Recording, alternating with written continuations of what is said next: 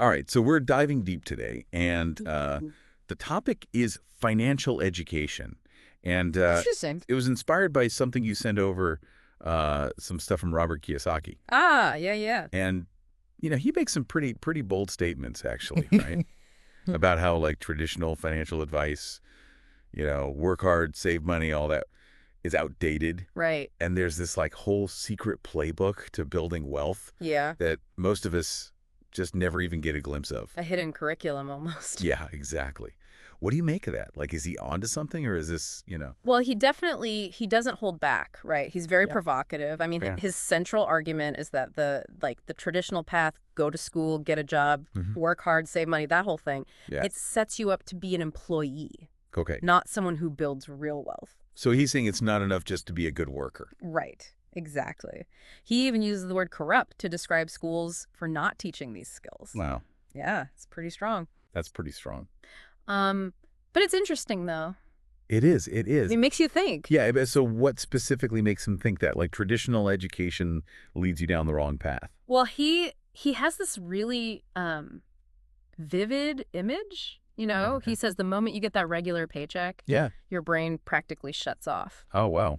Yeah, he's basically saying that the reliance on that steady income keeps people trapped. In a way. Yeah, trapped in the employee mindset instead of looking for ways to make their money work for them. Like, you're trading time for money, basically. Exactly, exactly. And he sees that as a limitation, That makes sense. Yeah. instead of like owning your time and having your money work for you. Right. So it's a very different way of thinking about it. Yeah, for sure. So does he offer any alternatives to this paycheck trap, I guess you could call it? Oh, absolutely. Okay. He's very big on shifting your thinking, Huh. from that kind of I can't afford that to more like how can I afford that? Oh. Yeah, that simple change, he argues, can unlock a whole new approach to finances. So it's like, instead of focusing on the limitations, you're actively searching for solutions. Right. You're not dwelling on what you can't do. You're looking for ways to make things happen. I can see how that could be powerful, but are there, like, any practical examples of this in action? You know what I mean? Oh, tons. Take side hustles, for example. Right. Instead of just wishing for a raise, you're Mhm. asking, how can I generate extra income? Okay. Right? Maybe that means starting a small business or freelancing or even turning a hobby into a revenue stream. Right. So But it's about being proactive, being resourceful. it forces you to get creative Exactly. and look beyond your 9 to 5. Yes. It's not about settling. It's about taking action. I like that. Yeah. What other kind of financial advice does he give, like, to get people thinking differently about money? Well, one of his most famous concepts is this distinction Right. between assets and liabilities. Assets and liabilities. Okay. Yeah, and this is where he really flips the script on how most people view their finances. Huh? He says an asset is something that puts money in your pocket, while a liability takes money out. Okay. Pretty straightforward. Right. But this is where it gets interesting because Yeah. he argues that most people mistakenly think of their house as an asset. Oh, I see where this is going. Right. Yeah, because for most people, that's their biggest expense, right? Exactly. The mortgage, the taxes, the constant repairs. It all adds up. Yeah. So he's saying even though it feels like this valuable asset, Right. it's actually a liability for a lot of people. It's draining your resources. Yes, exactly. And he contrasts this with, his own portfolio. Right. He owns like over 7,000 rental properties. Wow. Okay. Yeah, and those are true assets for him because they generate a constant stream of income. Right. Now, he's not saying everyone should rush out and buy rental properties, Right. but the point is to understand what truly generates wealth. I see. Yeah. What actually puts money in your pocket? It's about the cash flow, not just owning something. Exactly. That's a really good way to put it. That's making me think about my own situation, actually. Yeah. I've been thinking about maybe buying a second property to rent out. Interesting. How would Kiyosaki approach that, like analyzing that decision? Well, he would definitely encourage you to run the numbers carefully, Okay. look at the potential rental income, Right. but also factor in all the expenses, mortgage payments, property taxes, insurance, maintenance, even potential vacancies. Right. Everything. Yeah, it's not just about owning the property. Different debt then. Yeah. It's about the cash flow it generates. Right. And whether it's putting money in your pocket or draining it away. That's really helpful, actually. Good. Glad to hear it. Yeah, I mean, that's a practical way to assess any potential investment, right? Absolutely. Real estate, stocks, anything. Not just real estate. Right, exactly. So what else does he emphasize when it comes to building wealth? Well, this is where things get a little bit more controversial. Oh, okay. Kiyosaki is a big believer in using debt Batteries. as leverage Okay. to build wealth. Interesting. Now, I know this goes against like conventional financial advice, Right. but his perspective is that understanding how debt and taxes work Mm-hmm. is crucial Okay. for significant wealth creation. So he's not talking about, like, racking up credit card debt, is he? No, definitely not. Yeah. He's talking about strategic borrowing, Okay. particularly for investments. Right. He actually tells this incredible story Okay. about how after the 2008 financial crash, Yeah. banks were actually offering him $300 million tax-free. Wow. Yeah. His point is that capital is often available Let me see. even in times of crisis if you know how to work the system. So it's not enough to just earn money. You need to know how to make that money work for you. Yeah, that's a great way to put it. It's like learning the language of finance almost. Exactly. And he argues that most people's biggest expense isn't even what they think. What do you mean? It's taxes. Taxes, okay. But if you understand the tax code, he claims, you can actually turn it to your advantage It's interesting. and save a significant amount of money. Okay, I'm intrigued. He's famous for using this example of McDonald's So did. to illustrate this point. Right, yeah, I think I've heard of this. He points out that McDonald's isn't really in the burger business. Right. They're in the real estate business. Okay. They buy prime locations, and because of how the tax code works, Yeah. they end up paying very little in taxes. Wow. Yeah, so his argument is that there are legal ways to structure your finances and investments to minimize your tax burden, I see. and that this kind of knowledge is crucial for building wealth. So it's not just about, like, penny pinching. It's about playing the game strategically. Exactly. He often compares the financial system to a game, Right. and he's saying most people don't even know the rules. So it sounds like his perspective on financial education is pretty unique.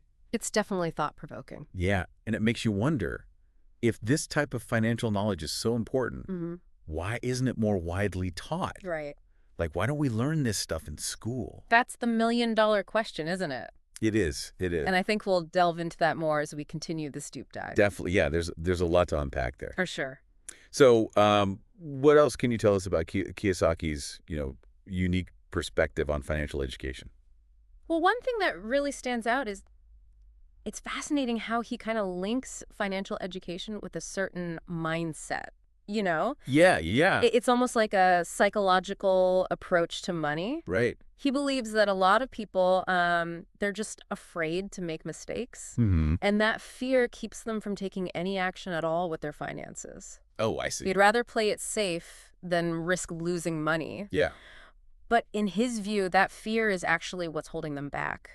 From success. Exactly, yeah. So it's kind of like that analysis paralysis we hear about, Oh, absolutely, yeah. where people overthink everything and never actually make a move. That's a great way to put it, yeah.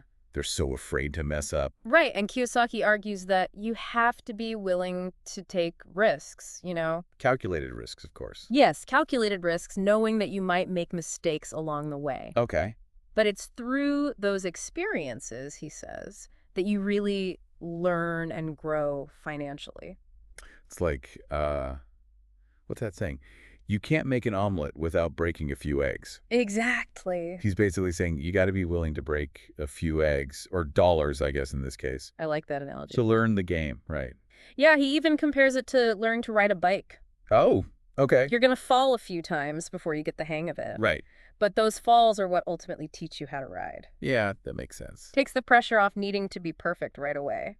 You're going to stumble, but the key is to get back up and keep learning. Exactly. Yeah. So in his view, financial success isn't about avoiding mistakes altogether. No. It's about using them as stepping stones. Precisely. And this ties back to that, That mindset shift. yes, the Yeah. mindset shift we were discussing earlier, right? Right. Moving from I can't afford it to how can I afford it? Exactly. When you start asking how, you open yourself up to new possibilities. Even if they involve some risk. Right, exactly. You're not just accepting your current situation. You're being proactive, Yes, you're actively looking for ways to improve it. even if it means making a few mistakes along the way. Exactly. He argues that this approach is particularly important because Yeah. he believes our financial beliefs are often passed down through generations, Oh, interesting. almost like inheriting a financial blueprint from our families. So, like, if you grew up in a household where money was always tight, Uh-huh. you might unconsciously carry those same beliefs into adulthood. That's exactly his point, yeah. That's fascinating. He suggests that breaking free from that inherited blueprint requires a conscious effort. Okay, so how do we do that? Like, where do we even begin? Well, Kiyosaki, he places a lot of emphasis on the power of language. Language, okay. Yeah, he believes that the words we use have a significant impact on our thoughts Yo. and ultimately our actions. So it's about being mindful of the language we use around money. Exactly. Yeah, like paying attention to our self-talk. Right, right. He even goes so far as to encourage people to, like, completely eliminate the phrase, I can't afford it, Wow. from their vocabulary Get rid of it completely. and consciously replace it with, how can I afford it? Interesting. He believes that small shift in language Yeah. can have a huge impact on your overall financial outlook. So it's about shifting from a mindset of scarcity Uh-huh. to a mindset of abundance. Exactly. Instead of seeing limitations, you start looking for opportunities. Right.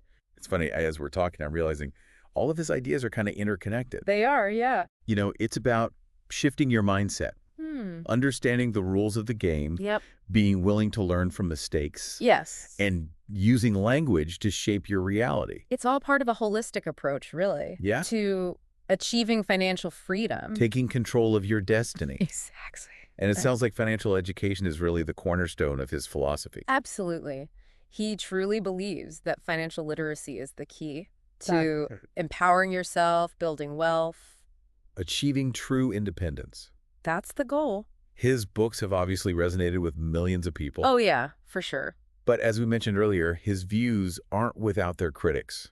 That's true. It's important to approach his ideas critically. Do your research. Exactly. And, you know, this deep dive is a great starting point. Yeah. But it's not the end of the conversation. Right. We're encouraging listeners to delve deeper, So consider different perspectives. form their own conclusions. Exactly. Speaking of delving deeper, can we circle back to that That million-dollar question. that keeps coming up? Yeah. If financial education is so crucial for success, Mm-hmm. why isn't it a mandatory part of our education system? Yes, the elephant in the room. Right. This is a question that Kiyosaki himself has raised repeatedly, quite passionately, actually. Yeah. He's been very vocal in his criticism of the traditional education system. So he's suggesting there's a deliberate effort to keep people financially illiterate. It certainly sounds that way, yeah. That's a pretty bold claim. It is. He believes that the system benefits from keeping people financially dependent. Wow. Okay. Yeah. And in debt. That's a pretty heavy accusation. It is. Do you think there's any merit to that perspective? Well, it's tough to say for sure. You know, Yeah. it's a complex issue. Yeah. There are a lot of factors at play. Right. I mean, Yeah. some people might argue that personal finance is the responsibility of individuals and families, Yeah. not something that schools should be tasked with teaching. Okay, so like, it's not the school's job to teach you about money. Right. That's one perspective. Okay. Others might say that the current curriculum is already, like, jam-packed. Yeah, that's true. There's no room for another subject. And that's a valid point, too, right? I mean, Yeah, they're already teaching so much. exactly. But if we're not learning these crucial skills in school, Mm-hmm. where are we supposed to learn them? You know? That's exactly Kiyosaki's point. Yeah. He emphasizes that we can't just wait around Right. for someone else to teach us. We have to be proactive. Yes. We need to seek out that knowledge ourselves, whether it's through books, podcasts, mentors, or even just trial and error. So it's about taking ownership Yes. of your own financial education Exactly. You can't rely on the system, to hand you the tools. right? You have to go out and find them. He's a big advocate for that self-made approach. No, absolutely. And he's got a point. Yeah.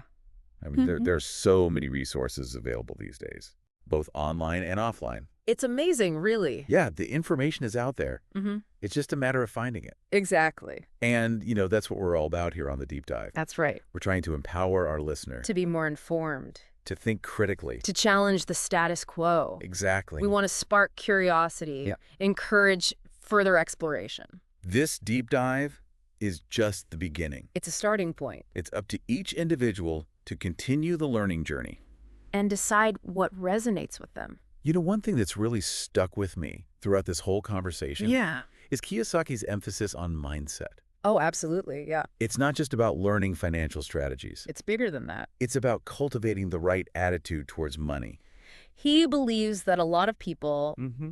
operate from what he calls a poverty mindset. A poverty mindset. Okay. Yeah, it's characterized by fear, Scarcity. a lack of belief in their own ability to create wealth, And he contrasts that with what he calls a wealth mindset, a wealth mindset, which embraces abundance, sees opportunities everywhere. believes in the power of taking control. Right, it's a powerful distinction.